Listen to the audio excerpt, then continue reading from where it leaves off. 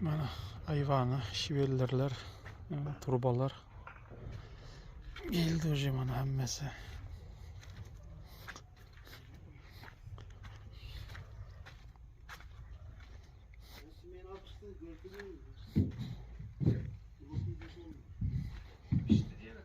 Debe çıkıp atırlar mana.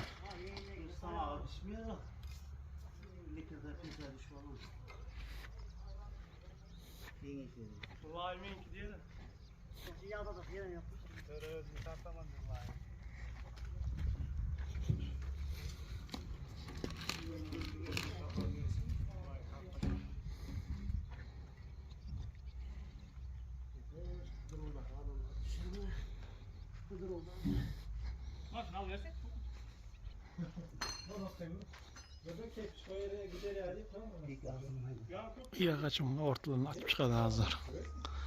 Hazır kettiğin yağaçlarını koyup atıyor. Ortalarını açıp ortalarını 60 et atıyorlar.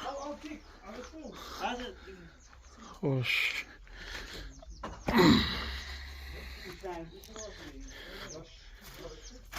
Mana bu yüngem koyuldu.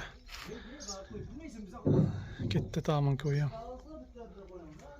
Hoş bitti 2'de 3'te 4'te 5'te 6 7 8 9 10 11'te gidiptir. Kichkine gitti tamam. O angar gitti tamam köprağım dedim. 11'den sonra 12'ler gitse gerek. Mana bu spalning mana.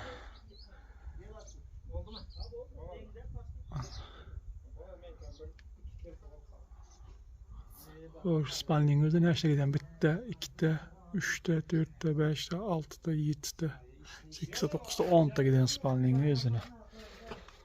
Hoş ditski spalning özüne. Взрослый spalni. Mana bitti 2'de 3'te 4'te 5'te 6'da gidiptir. 6'da giden hayvanınkini koyup yürürler ana.